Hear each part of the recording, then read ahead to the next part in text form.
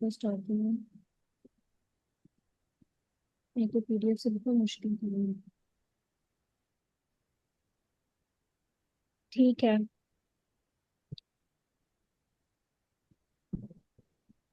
अच्छा, आप लोग ना साथ अपनी पिक्चर्स भी खोल लें, ठीक है। तो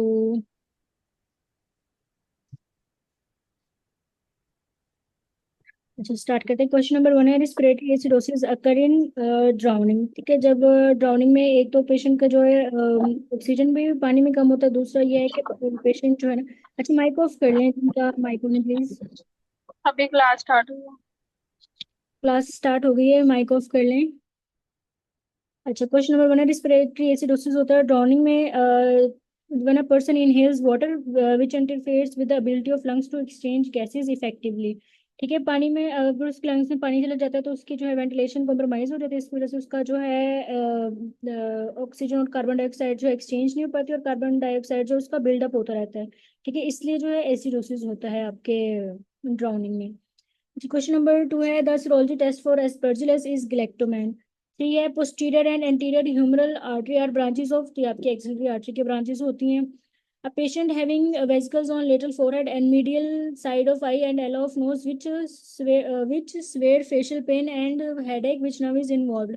ठीक है, ये वो आपको पिक्चर दिखाई है जो ट्राइजेमिनल के तीनों ब्रांचेस आपके फेस के सेंस सप्लाई कर रही होती हैं। तो जो एला ऑफ नोज होता है ना, वो आपका ये नोस्ट्रल्स जो होती है ना, साइड पे जो होती है उसको, एक तो होता है ब्रिज और जो साइड वाली तो उसको एलो ऑफ नोज कहते हैं, और उसको सप्लाई कर रही होती है आपकी जो ट्राइजेमिनल की ब्रांच है। ठीक है, ये maxillary division of trigeminal nerve. 5 है, a patient undergoing thyroidectomy develop porcine source nerve injured in vicinity of inferior thyroid, तो वो आपकी recurrent laryngeal nerve होती है।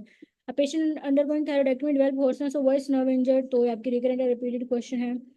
Question number 7 है, a young man sustained RT with multiple fracture has difficulty in breathing. You notice that he is moving more during breathing. Which muscle help him breathing?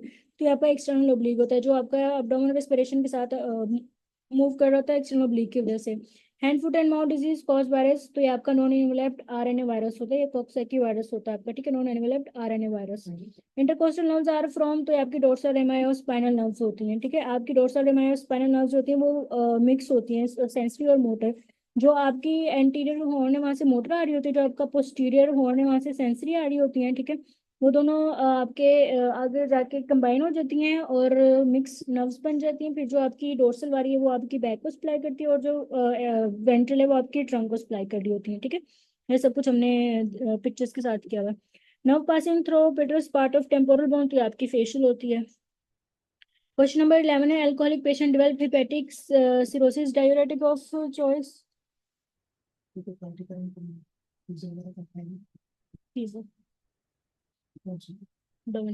Cirrhosis diuretic of choice to relieve oedema and ascites, तो ये आपका स्पेनोलेक्टोन होता है। अच्छा, अब इसमें जो उन्होंने दिया हुआ है कि पेशेंट को ना एसाइटिस है। ठीक है, अब आप स्पेनोलेक्टोन क्यों चूज करें बाकी लूप डायूरेटिक्स पे, क्योंकि जो एक तो पोटेशियम स्पेयरिंग होता है, दूसरा इसका जो एक्शन होता है वो एंटी एल्डोस्टेरोन होता है। ठीक है, एल्डोस्टेरोन एंटागोनिस्ट है ये। तो ये पोटेशियम स्पेयरिंग भी कराता है और सोडियम की रिएब्जॉर्प्शन कम करवाता है, और इस तरह से वाटर जो है एडिमा का उसको भी डिक्रीज करा रहा होता है ये। ठीक है, क्वेश्चन नंबर 12 है, spinal cord compression due to, तो ऑस्टियोफाइट्स की वजह से जो है स्पाइनल कॉर्ड कंप्रेशन होती है। आपको पता है जो आउटग्रोथ होती है बोन्स पे, वो स्पर्स की पिक्चर आपने देखी होगी। ठीक है, तो ऑस्टियोफाइट्स की वजह से स्पाइनल कॉर्ड कंप्रेशन होती है। Posterior interosseous nerve supply which muscle, तो ये आपका जो है एनकोनियस होता है। बच्चे, आपने कंफर्म किया था सुपिनेटर है कि एनकोनियस ही है? मुझे किसी ने वैसे डाटा भेजा था लेकिन मुझे दोबारा वो चैट ही नहीं मिली, मुझे भूल गया कि उन्होंने मेरे साथ शेयर किया था। इराटा में डी है ना। डी है, ठीक है। आप फिर डाटा में डी है ना, तो आप डी ही फॉलो करेंगे। ठीक है, वो मुझे ठीक है, फिर आप सुपिनेटरी ही करेंगे। आवाज स्लो है आप लोगों को, आवाज? अच्छा, तो इसको फिर आप जो है ना सुपिनेटरी करें। ठीक है, इसमें बुक में करेक्ट नहीं किया हुआ, पर आप इसको सुपिनेटरी करें फिर। Patient had asked to grip the card between the tip of index finger and thumb which nerve is checked in this test. अच्छा, तो ये आपकी, आपको पता है मीडियन नर्व होती है जिसका टेस्ट आप कर रहे हो। तो एक तो एक होता है आप इंडेक्स फिंगर और थंब में करते हैं, और आप एक इंडेक्स फिंगर और लिटिल फिंगर के दरमियान टेस्ट कर रहे होते हैं मीडियन का। ठीक है, उनका तो ये आपके जो है मीडियन की ब्रांच है, आपकी एंटीरियर एंट्रोशिया है, तो उसको चेक कर रहे होते हैं। A smoker who is having 2 packs per day with associated heart disease is at risk of which arterial complication atherosclerosis। ठीक है, ये हम लोग जब सीक्वेंस किया था तो उधर भी बताया था एथेरोस्क्लेरोसिस की मोस्ट कॉमन कॉज आपकी स्मोकिंग होती है। Man with hearing problem and was tested, he can't recognise the source from which the sound is coming from. ठीक है, तो आपने बताया सोर्स अगर साउंड का नहीं पता तो वो रिकॉग्नाइज नहीं कर पा रहा तो आपका सुपीरियर ओलिवरी न्यूक्लियस है। लेकिन आपने इसका लेटरल भी याद रखना है। ठीक है, लेटरल सुपीरियर ओलिवरी न्यूक्लियस। अब आपके कान लेटरली है ना आपके फेस के। ठीक है, तो आपने लेटरल सुपीरियर ओलिवरी न्यूक्लियस याद रखना है। अच्छा, क्वेश्चन नंबर 17 है most common intracranial tumour is astrocytoma. आपके मोस्ट अबेंडेंट ग्लाइल सेल्स जो ना एस्ट्रोसाइटोमा होते हैं, तो मोस्ट कॉमन इंट्राक्रेनियल ट्यूमर भी आपका एस्ट्रोसाइटोमा होता है। A 60-year-old man presented to OPD with complaint of hematuria and increased unit frequency on DRE. There is stony hard mass felt that is prostate lymphatic drainage of। तो इसमें internal आइलेक और external आइलेक को आप choose करेंगे। ठीक है, external आइलेक की जगह आपका जो है सैक्रल भी लिखा होता है तो आपने फिर भी चूज करना है, और अगर इंटरनल आइलेक अलग से लिखा हो तो फिर उसको चूज करना है आपने। ठीक है, सीए सर्विक्स में भी ये मोस्ट इंपॉर्टेंट है और आपके प्रोस्टेट में भी जो है ना इसको प्रेफर्ड है। After gun shot injury to lower back patient has loss of contralateral pain sensation but intact temperature sensation, what is the likely diagnosis. ठीक है, ये ग्रुप में बच्चे ने पूछा हुआ था तो उनको तब एक्सप्लेन किया था। ये आपका section of dorsal root S1 होता है, इसमें आपका सेंसरी लॉस होता है सिर्फ। ठीक है, तो उसमें जो मुझे उसमें मिला था उसमें तो आपका जो है ना स्पाइनोथेल्मिक ट्रैक का सारा ही जो है कॉम्प्रोमाइज, उसकी सेंसेशन लॉस्ट होती है। लेकिन ये एक सिनेरियो आता है जिसमें आपका पेन सेंसेशन जो है वो लॉस्ट होती है बट आपका टेम्परेचर जो है ना वो इंटैक्ट होता है। ठीक है, तो ये section of dorsal root S1 है। अच्छा, phrenic nerve ablation at its region will lead to, तो आपका हेमीडायफ्राम पैरालिसिस है। इसका आपको सीक्वेंस अब याद हो चुका होगा। As compare to plasma CSF has decrease protein. अच्छा, डिक्रीज प्रोटीन और डिक्रीज ग्लूकोज दोनों होता है। आपने जो है ना डिक्रीज प्रोटीन को चूज करना है। आज डॉक्टर मसूमा ने जो है वो बनाई थी, वो कंपाइल की है, आप लोग उसको लाजमी रीड कीजिएगा। MCQ आते हैं और ये कंफ्यूज कर जाते हैं इजीली। CSF डायलिसिस फ्लूइड और ICF ECF। ठीक है, लाजमी आया। अच्छा, आगे है question number 22। Left shift oxygen dissociation का इज कॉज्ड बाय हाइपोथर्मिया। ठीक है, आपको पता है कि लेफ्ट शिफ्ट ऑफ ऑक्सीजन में हर चीज जो ना आपकी डिक्रीज कर रही होती है सिवाय पीएच के। तो उसमें टेम्परेचर डिक्रीज या हाइपोथर्मिया आपकी लेफ्ट शिफ्ट कराती है। Extreme left shift of HBO2 curve is due to, तो ये आप अल्फा इसमें करोगे HBF। Student has viva exam, what waves are seen on EEG। Viva है तो आपका जो ना प्रॉब्लम सॉल्विंग ब्रेन, उस वक्त प्रॉब्लम सॉल्विंग कर रहा होता है तो आप उसमें ना बीटा चूज करेंगे। ठीक है, EEG of patient show no A wave, तो because patient is alert and conscious।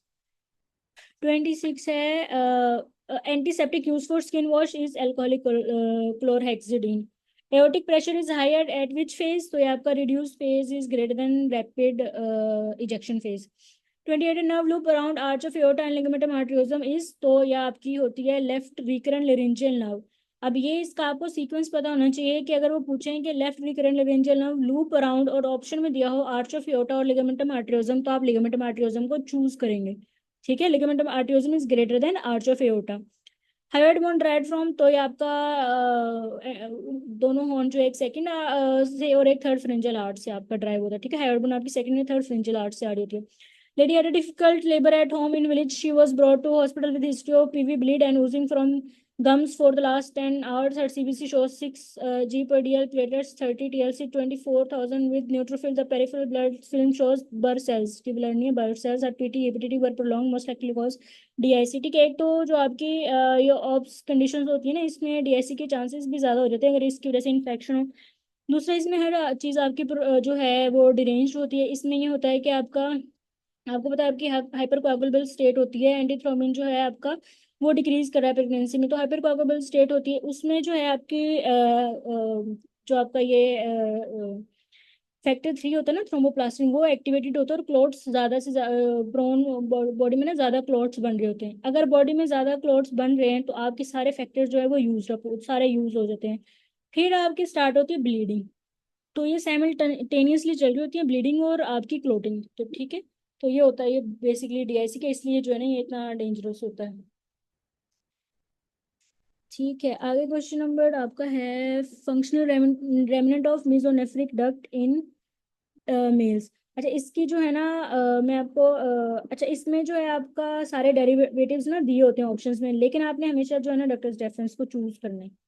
ठीक है, अब आपके मीजोनेफ्रिक की जो डेरिवेटिव्स होते हैं वो सेमिनल वेसिकल भी होती है, epididymis, ejaculatory duct, ductus deference, इसका जो सीड निमोनिक लिखा हुआ है ना, एस से सेमिनल, ई से एपिडिडमस, ई से इजैकुलेटरी डक्ट और डी से डक्टस डेफरेंस।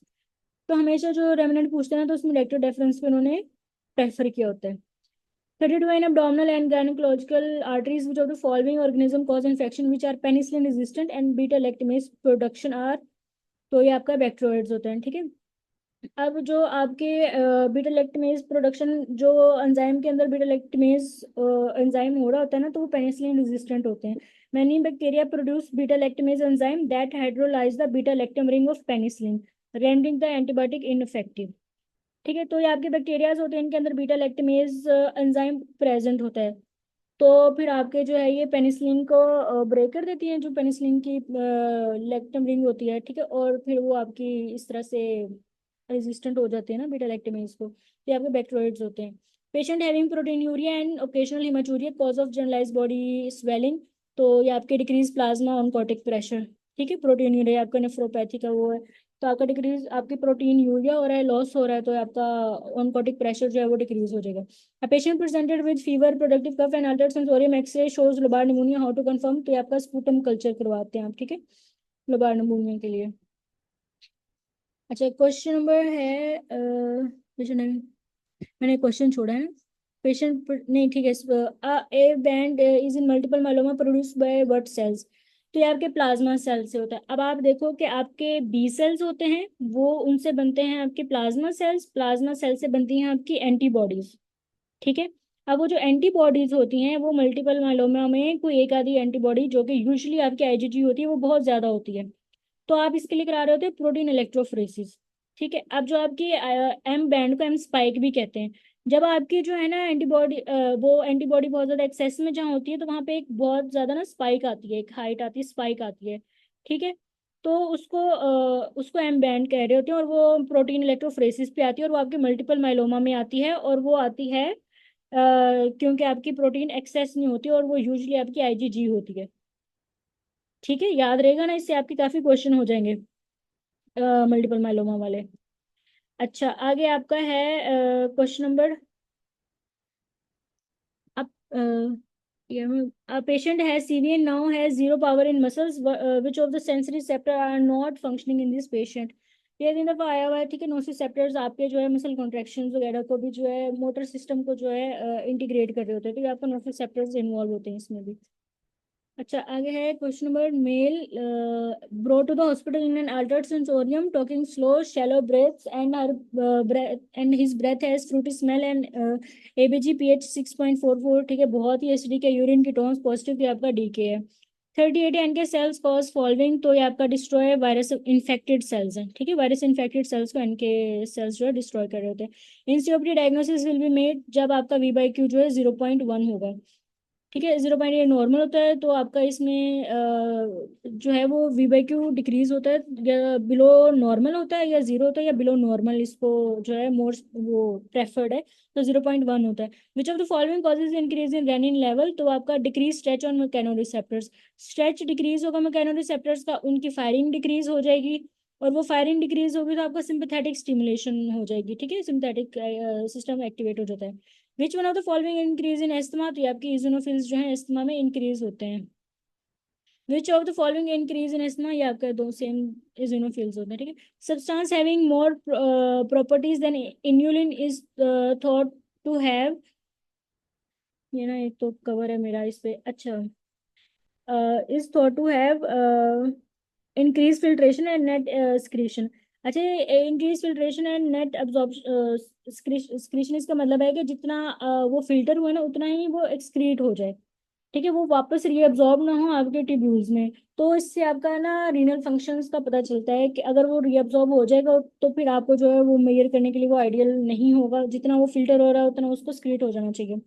अब women presented with high grade fever with chills and cola coloured urine, splenomegaly stool test reveal crescent shape gametocyte in blood, तो ये आपका पी फाल्सी पैरामीटर है, एक फीमेल दी है, मलेरिया के सिम्टम्स दिए हुए हैं, और क्रीसेंट शेप आपकी पी फाल्सी पैरामीटर की होती है। A patient is having rhinosinusitis and nasal polyp with the fungus invading lamina papyracea, excessive endothelial damage and having non-separate hyphae. अच्छा, ये एमसीक्यू इतनी दफा आया है और मैंने देखा था बच्चे फिर भी जो है ना ये गलत किया हुआ था, और वो बच्चे थे जो क्लास लेते हैं। ठीक है, अब मैंने आपको इतनी दफा बताया राइनोसाइनोसाइटिस होता है, साथ ये इन्वेड करता है म्यूकर जो है आपका। ठीक है, ये इन्वेडिंग लेमिना पेपरेशिया, ये इन्वेडिंग जो है ना राइनोसाइनोसाइटिस करवाता है। एस्परजिलस जो है वो इन्वेड नहीं करता, म्यूकर आपका इन्वेड कर जाता है। ठीक है, और दूसरा आपने हाइफी याद रखना है, जो सेप्टेट होता है ना आपका, वो सेप्टेट हाइफी आपका होता है एस्परजिलस। जो आपका सूडो सेप्टेट होता है वो आपका कैंडिडा होता है, और जो नॉन सेप्टेट या ए सेप्टेट होते हैं वो आपके म्यूकर और राइजोपस होते हैं। और ये जो सिनेरियो हमेशा आता है ये आपके म्यूकर का है, इन्वेडिंग राइनोसाइनोसाइटिस। ठीक है। अच्छा, क्वेश्चन 46 है tumour suppressor gene involve in renal and gonadal agenesis. तो ये आपका WT1 है, विल्स ट्यूमर 1, WT1। ठीक है, अगर रीनल एंड गोनेडल एजेनेसिस ना हो तो आप ट्यूमर स्प्रेसर जीन में P53 को चूज करेंगे।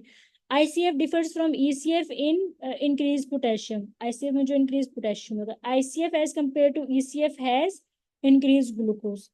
ठीक है, आप क्वेश्चन देख रहे हो, तीन तो इसी पेपर में रिपीट हो गए इन चीजों में से। accessory meningeal artery passes through foramen ovale, ये जो इसका निमोनिक है मेल थ्रू ओवेल। ठीक है, तो ये आपको ओवेल से जाता है।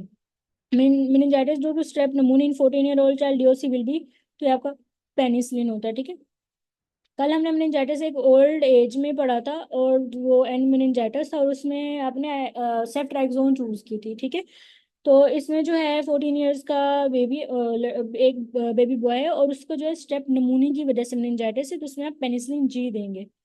ठीक है, most common cause of bacterial conjunctivitis, तो ये आपका स्टेफ ओरियस होता है। Patient has lower limb paralysis and unable to recognise objects due to damage of, ये आपका एक तो उन्होंने देखे लोअर लिम्ब पैरालिसिस पूछा हुआ है। ठीक है, तो आप ACA चूज करेंगे। लोअर लिम्ब की जो आपकी ब्लड सप्लाई लोअर लिम्ब को वो जिस पार्ट में मतलब आपके ब्रेन का लोअर लिम्ब की वो होती है प्रेजेंटेशन, उसको ACA सप्लाई करिए। तो अगर लोअर लिम्ब में जो आपका है पैरालिसिस तो ये आपकी ACA जो है वो डैमेज है। Lateral part of foot damage during drill exercise of army cadet in PMA, lymphatic drainage, तो ये आपकी पोप्लीटिल होती है। बिग टो की और आपकी लोअर लिम्ब की vertical group of superficial inguinal lymph node होती है, और जो आपकी है लेटरल पार्ट ऑफ फुट तो उसकी पोप्लीटियल लिम्फ नोड होती है। Which of the following is present in posterior most opening of diaphragm. Posterior most opening जो है ना आपकी T12 को कहते हैं। ठीक है, तो एओर्टिक ओपनिंग का पूछते हैं ये पोस्टीरियर मोस्ट, तो उसका या तो एओर्टिक पूछ लेते हैं या पोस्टीरियर मोस्ट उसको कह देते हैं। ठीक है, तो इसमें आपने आटा का निमोनिक याद रखा हो तो एओर्टा, थोरेसिक डक्ट एंड एजागस में। Aortic opening pass through which vertebral level on diaphragm, तो ये आपकी T12 से जा रही होती है। After strangulated femoral hernia repair which one at risk of damage, तो ये आपकी फेमरल वेन है। अगर आप इंग्वाइनल हर्निया का क्वेश्चन है तो उसमें आप इलियो इंग्वाइनल चूज करते हैं क्योंकि वो आपकी इंडायरेक्ट से जा रही होती है स्पर्मेटिक कॉर्ड के साथ इलियो इंग्वाइनल। ठीक है, और अगर वो फेमरल हर्निया का पूछ रहे हैं तो आप जो फेमरल वेन चूज करेंगे। अच्छा, अगर वो अपेंडेक्टमी का पूछते हैं तो कौन सी नर्व डैमेज होती है कि अपेंडेक्टमी करते हुए? इलियो हाइपोगैस्ट्रिक। यस, इलियो एपिगैस्ट्रिक आपने चूज करना। अच्छा, क्वेश्चन है सिस्मोइड बोन इज, तो ये आपकी पटेला होती है। अब boy continuously failing an exam, he is doing anger to his parent, his type of defence mechanism, तो ये आपकी डिस्प्लेसमेंट है। Large tumour in posterior mediastinum will compress descending thoracic aorta. जो आपका एंटीरियर है थाइमस, आपका एंटीरियर पड़ा होता है। ठीक है, जो आपका थाइमस है वो आपका एंटीरियर मीडियस्टाइनम में होता है, और जो आपका डिसेंडिंग थोरैसिक एओर्टा होता है वो आपका पोस्टीरियर मीडियस्टाइनम में होता है। अगर ट्यूमर पोस्टीरियर मीडियस्टाइनम का है तो आपका डिसेंडिंग थोरैसिक एओर्टा को करेगा compress. What is inheritance pattern of hemophilia, तो यहाँ पे एसिलिन रिसेसिव होता है। A 6-year-old boy swollen tender knee, history of excessive bleeding after tooth extraction. What is the best test for diagnosis cause of the bleed?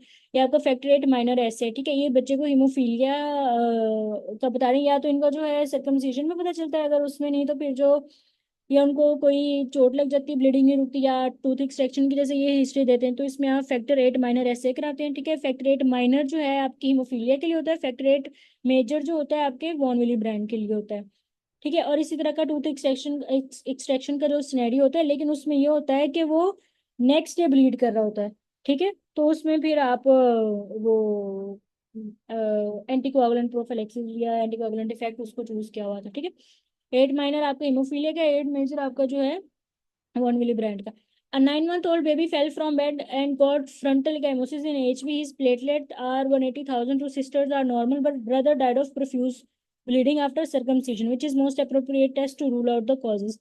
ठीक है। Sisters affected नहीं है, सिर्फ मेल अफेक्टेड है, और दूसरा सर्कमसीजन की हिस्ट्री है, उसके बाद जो उसकी डेथ हो गई, इतनी ब्लीडिंग हुई है, तो बेबी भी जो है उसको एक हेमोसिस हो गया ब्लड से गिरने के बाद, तो इसमें आप कोगुलेशन प्रोफाइल कराएंगे। ये आपका हीमोफीलिया की तरफ जा रहा है scenario.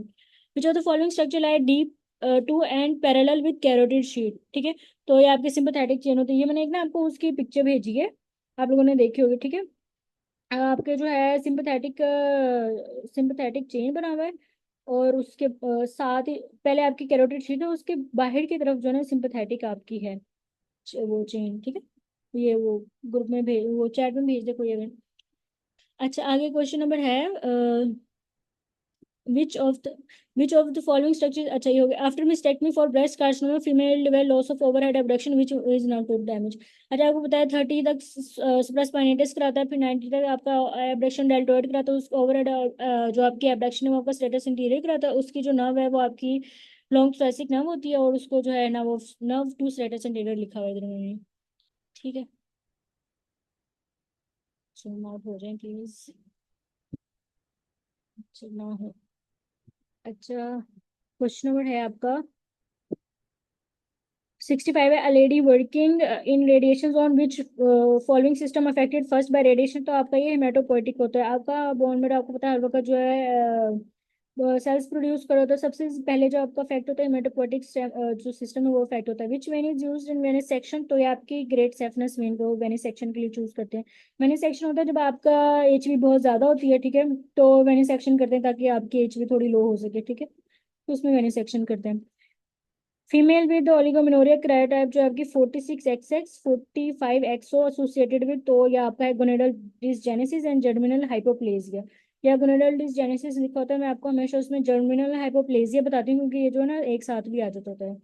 Medial to thyroid gland which of the following. तो अब इन्होंने पहले पोस्टोलेटल पूछते थे, इस दफा इन्होंने पूछा है मीडियल, तो वो आपकी रिकरेंट लेरेंजियल नर्व होती है थायराइड ग्लैंड के मीडियल। देख लेते हैं। एंटीरोलेटरल जो होते हैं वो आपके 3 मसल्स होते हैं, स्टर्नोहायोइड, स्टर्नोथायरॉइड एंड स्टर्नोक्लीडोमास्टोइड। पोस्टोलेटरल वही कैरोटिड शीथ, ये भी एमसीक्यू आपको काफी आता है। मीडियली जो है आपका रिकरल laryngeal nerve, larynx, pharynx, trachea होता है। पोस्टीरियरली आपको पता है 4 पैराथायरॉइड ग्लैंड पड़े हुए हैं। After chemotherapy tumour size regress by apoptosis. After chemotherapy tumour size apoptosis. देख इस पेपर में तो काफी एमसीक्यू 2 दफा पूछे हुए हैं। Peripheral vasodilation along with hypotension seen in, तो आपका सेप्टिक शॉक होता है, उसमें पेरिफेरल वेजोडाइलेशन होती है और हाइपोटेंशन होती है। ठीक है। A cell was on microscopic examination, large mitochondrial densities are found indicate, तो ये आपके रिवर्सिबल सेल इंजरीज होती है जिसमें आपकी लार्ज माइटोकॉन्ड्रियल डेंसिटीज होती हैं। 74 है। The muscle involve in unlocking of knee joint. तो ये आपके पोप्लीटियस होता है, आपके इतने बड़े जो क्वाड्रिसेप्स मसल्स होते हैं उनका एंटागोनिस्ट जो है ना आपका पोप्लीटियल होता है। ये क्या बातें कर रहे हो, तुम्हारा आवाज क्लियरली है। अच्छा बच्चों, अच्छा वैसे स्पीड तेज होती है, आप लोगों को बातें करने के लिए टाइम मिल गया है। लिखने के टाइम नहीं है आप लोगों के पास। पॉइंट्स एमसीक्यूज की तरफ आए, और जो आप लोगों को पॉइंट्स नहीं आ रहे, जो टेबल्स नहीं आ रहे, साथ साथ लिखा करें। ठीक है। रिवाइज करने पेपर के बाद। मैंने कहा इतने ऊपर मैसेजेस छोड़े, मैंने कहा बच्चे पता नहीं क्या कंफ्यूज, कोई क्वेश्चन ना हो उनके। अच्छा, तो लॉकिंग आपके क्वाड्रिसेप्स करा रहे होते हैं, अनलॉकिंग आपका पोप्लीटियस करा रहा होता है। Study was done to determine the importance of smoking as a risk factor for developing the lung cancer.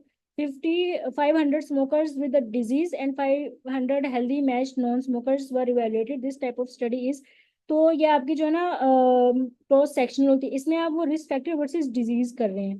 ठीक है। आप समझ रहे हो कि कितने स्मोकर्स को डिजीज हुई, अगर वो कहते हैं ना एक्सपोज, इतने हमने एक्सपोज किए स्मोकिंग को, इतने नॉन स्मोकिंग को विदाउट स्मोकिंग में, तो वो आपकी होती कोहोर्ट रिस्क फैक्टर वर्सेस। अब इन्होंने कहा इतने स्मोकर्स में डिजीज हुई और इतने जो है हेल्दी थे नॉन स्मोकर वर इवेलुएटेड, इधर वो डिजीज का जिक्र करें रिस्क फैक्टर के साथ। ठीक है। तो ये आपकी होती है cross sectional.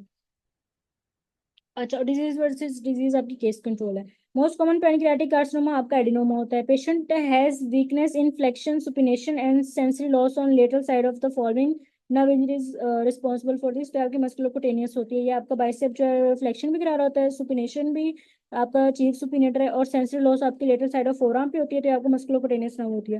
Gram negative bacteria such as shigella endotoxin outer membrane of cell wall. ठीक है। Deep plantar artery is a branch of dorsalis pedis. ये कल परसों के पेपर में पिक्चर मैंने भेजी हुई थी, ठीक है, फुट की, तो उसमें जो आपकी डीप प्लांटर आर्च बन रही थी वो डॉर्सालिस पेडिस से बन रही थी।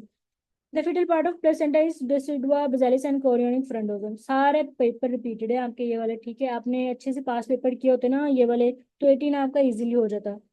ठीक है, अब आपने ये 18 और रिसेंट वाले किए हुए, तो इंशाल्लाह आप लोगों का ये आराम से हो जाएगा, अच्छी ग्रिप होगी अगर आप लोगों की। 18 raw or undercooked meat can cause infection by tapeworm. A 55-year-old man with painless testicular swelling and LDH raised, what is your diagnosis? तो ये आपका लिम्फोमा होता है। ओल्ड एज में लिम्फोमा होता है सेम सिम्टम्स के साथ, और यंग एज में सेम सिम्टम्स हो तो सेमिनोमा होता है, और अगर वो मेच्योर स्टेम सेल्स दे दे तो वो आपका टेराटोमा होता है, ठीक है। अच्छा, 10 मिनट में जो है ना हाँ सब पेपर से पिटे। Sarcoma diagnosis by increase vascularity. अच्छा, in adult injury to neck of femur which artery will be damage. Neck of femur, अच्छा तो इसमें जो आपकी मीडियल एंड लेटरल सर्कमफ्लेक्स, अब इन्होंने ये वेस्कुलर नेक्रोसिस का नहीं पूछा हुआ, ठीक है, उन्होंने बस पूछा हुआ है नेक ऑफ फीमर अगर इंजरी है तो आपकी पोस्टीरियर मीडियल और lateral circumflex artery, medial and lateral circumflex artery होगी डैमेज। Question number 85 है 65 or year old man having fatigue, pallor and weight loss, a golden yellow pigment seen in liver, तो ये आपका turns blue on staining, तो ये आपका लाइपोसुस्किन होता है, वेरिएंट एयर होता है, ओल्ड एज में होता है, और ये टर्न कर जाता है blue on staining. Upon autopsy a patient was having a thrombus, how to know if occurs before death। अब आपको पता है पोस्टमार्टम और प्री मोर्टम का। पोस्टमार्टम में आपका जो है चिकन फैट सुपरिटेंडेंट होता है, और जो प्री मोर्टम होता है उसमें लाइन ऑफ जहन होती है, ठीक है। 87 है in dehydration which of the following will be raise, तो आपका एडीएच होता है, डिहाइड्रेशन में एडीएच रेज होता है ताकि आपकी वाटर रिटेंशन करवा सके ये कलेक्टिंग डक्ट्स पे। posterior cerebral artery when damage occurs, posterior cerebral PCA तो which occurs heminomus heminopia with macular sparing। PCA आपके जो है आपके विजुअल कॉर्टेक्स को सप्लाई कर रही होती है, स्वे वो मैक्यूला के, तो उसको आपकी एमसीए सप्लाई कर रही होती है, इसलिए मैक्यूलर स्पेयरिंग होती है।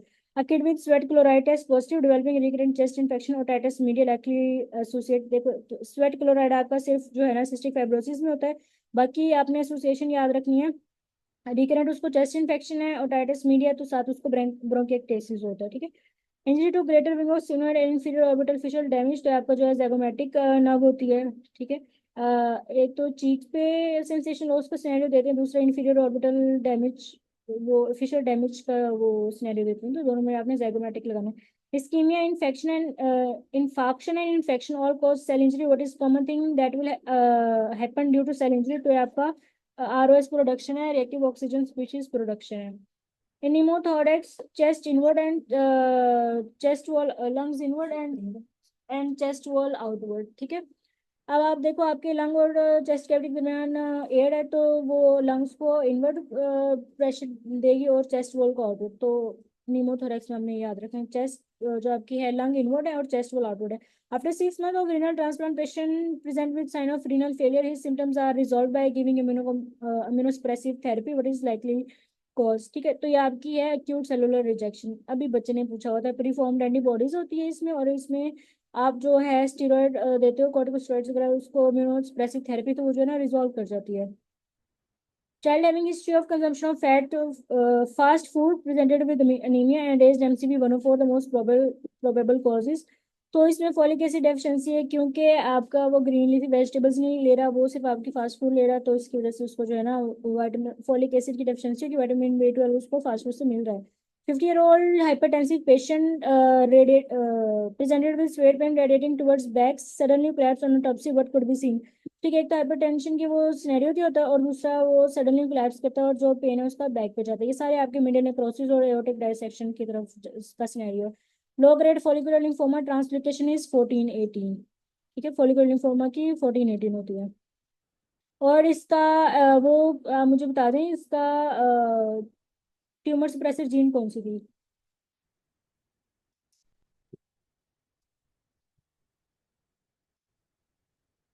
बताएं। P53। नो, नो, मैं फॉलिकुलर लिम्फोमा की बात कर रही हूँ, पिक्चर्स ही देख लो ग्रुप से, BCL2 नहीं थी। हाँ BCL2 थी आपकी, ठीक है। अच्छा, और ये डिफरेंट एक क्वेश्चन था, तो इस तरह का आई होप आपने मार्क भी किया हो। Slowest speed of conduction velocity is present in which of the following, तो आपका एवी नोड होता है। परकिंजे की सबसे ज्यादा, परकिंजे फाइबर्स की सबसे ज्यादा वेलोसिटी होती है, फिर बंडल ऑफ फिश होता है, एच या वेंट्रिकुलर एसे node, AV node. If temperature of set point increase then there will be decrease in, तो ये आपका डिक्रीज होती है स्वेटिंग में। सेट पॉइंट अगर बॉडी का इंक्रीज हो गया तो ये आपके जो है हाइपोथर्मिक स्टेट हो जाएगी बॉडी की, तो उसमें जो है आपकी स्वेटिंग डिक्रीज हो जाएगी और शिवरिंग इंक्रीज हो जाएगी अगर आपकी बॉडी हाइपोथर्मिक स्टेट में चली गई। अगर आपकी बॉडी का टेम्परेचर इंक्रीज हुआ है तो वो आपकी हाइपरथर्मिक स्टेट होती है, उसमें शिवरिंग जो है डिक्रीज करती है और स्वेटिंग इंक्रीज करती है। इस तरह से अगर सेट पॉइंट ये आपकी बॉडी का इंक्रीज कर दिया तो जो बॉडी का टेम्परेचर है वो आपका जो है हाइपोथर्मिक हो गया है। ये सेट पॉइंट ही बढ़ा दिया, आपका स्टैंडर्ड जो था सेट पॉइंट ही बढ़ा दिया। ठीक है, तो फिर स्वेटिंग नहीं होगी, वो डिक्रीज कर जाएगी। Main arterial below 60 mm H D but will active, तो 60 उन्होंने मेंशन कर दिया, आप सीएनएस से स्किमिक लगाएंगे। बेरोरिसेप्टर मेंटेन्स, तो ये आपका मेन आर्टीरियल प्रेशर को मेंटेन कर रहे होते हैं। ठीक है, और इसका मोस्ट वो इमीडिएट एक्शन होता है वो वेजोकंस्ट्रिक्शन होता है। Patient with localize circumferential lateral wall infarct, lateral जो आपकी लेफ्ट सर्कमफ्लेक्स होती है। ठीक है, patient had cough and X-ray shows highlight lymphadenopathy non caseating granuloma present, तो ये आपकी सार्कोइडोसिस होती है। पेप्स में done which shows dysplasia but basement membrane intact, what is the associated with it, तो ये आपकी है कार्सिनोमा इन सिटू, इसमें बेसमेंट मेम्ब्रेन आपके भी इंटैक्ट है। Best approach to prevent CMV infection in transplant patient, तो आप जो है उसकी screening of donor blood and CMV negative blood transfusion. ठीक है, आपने ब्लड ट्रांसफ्यूज करना है पेशेंट को, तो उसकी आप पहले स्क्रीनिंग करते हैं सारी। ठीक है, और आपको पता है अगर सीएमवी जो है ट्रांसफर हो जाए तो ये लीथल होता है। Student examining staining which shows gram positive cocci in chain, many attempts made but can not be cultured, what other technique can be used apart from it, तो वो सीरोलॉजी होती है। Benign tumour common in GIT of which of the following, तो adipose होता है। ठीक है, lipoma होते हैं आपकी, और अगर मलिग्नेंट पूछे तो एडिनो कार्सिनोमा कहेंगे, अगर वो बिनाइन पूछे तो आपने लाइपोमा ही चूज करना है या एडिपोज चूज करना है। ठीक है, 5 year old child present with rectal prolapse organism, तो ये आपका ट्रिक्योरस ट्रिक्योरा होता है। ठीक है, ये आपकी इतना पास पेपर्स में है 16 और 17 मिनी में। टेट्रल प्रोलैप्स में आपका ट्रिक्योरस ट्रिक्योरा होता है। मसल माइल्जिया में आपका ट्रिक्सिनेला स्पाइरालिस होता है। रेस्पिरेटरी जो सिम्टम्स है स्कैरियोसिस की वजह से होते हैं। फिशरमैन विद एनीमिया इकाइमोसिस, तो vitamin C. Fisherman with B12 deficiency, तो डी लेटम। और अगर आईडी है तो एनक्लाइस्टोमा ड्यूडेनेल एंड कंजक्टिवल स्वेलिंग, तो वो लोअर लो, तो ये जो है ना आपका लोअर लो का वो मेलिग्नेंट में एडिनोकार्सिनोमा। लोअर लो का वर्म जो ना आपकी आंख के अंदर दिख रहा होता है, तो आपको पता चल जाएगा इसका। स्ट्रॉन्गेस्ट लेयर ऑफ बाउल, तो सब म्यूकोजा। अब जो आप इसको ना इस तरह याद रखो, सब म्यूकोजा के सब मुक गया, ये स्ट्रॉन्गेस्ट है। मैंने चेंज नहीं किया, आप लोगों ने बताया नहीं। ठीक है, तो स्ट्रॉन्गेस्ट लेयर होती है सब म्यूकोजा के सब मुक गया। ठीक है, तो अब ये आपका सबसे स्ट्रॉन्गेस्ट क्यों है, इसके अंदर आपके ना कनेक्टिव टिश्यू होता है जो कि इलास्टिसिटी और सपोर्ट कर रहा होता है। सब म्यूकोजा में प्रेजेंट आपकी ब्लड वेजल्स होती है, लिम्फेटिक वेजल्स, नर्व्स, ग्लैंड, सब कुछ इसके अंदर प्रेजेंट होता है सब म्यूकोजा में। और जो ये आपकी स्ट्रॉन्गेस्ट लेयर होती है। Transition from skeletal to smooth muscle in GIT occurs in middle oesophagus. ठीक है, आपके स्टार्ट में जो अपर वन थर्ड है उसमें आपके स्केलेटल मसल्स होते हैं, दो मिडल में आपके जो है दोनों होते हैं, ट्रांजिशन हो रही होती है स्केलेटल और स्मूथ की, और लोअर में जो आपके स्मूथ होते हैं। क्या क्वेश्चन पूछ रहे हो आप? विच पेपर प्लीज? पेपर मैं अभी करवा रही हूँ सर्जरी 21 नवंबर आफ्टरनून। ठीक है, और अभी हम लोग क्वेश्चन नंबर 109 110 पे है। ठीक है, अच्छा। अच्छा, मैं आपको बताती हूँ, सबसे पहले जो आपका वन थर्ड होता है उसमें आपके स्केलेटल मसल्स होते हैं, वो आपका वॉलेंट्री होता है। जब आप मिडल एसोफेगस में जाते हो उसमें जो है स्केलेटल और स्मूथ दोनों प्रेजेंट होते हैं, उधर आपकी ट्रांजिशन हो रही होती है। जब लोअर वन थर्ड होते हैं ना उसमें आपके सिर्फ स्मूथ होते हैं, वो इनवॉलेंट्री होती है। ठीक है, स्मूथ मसल्स होते हैं।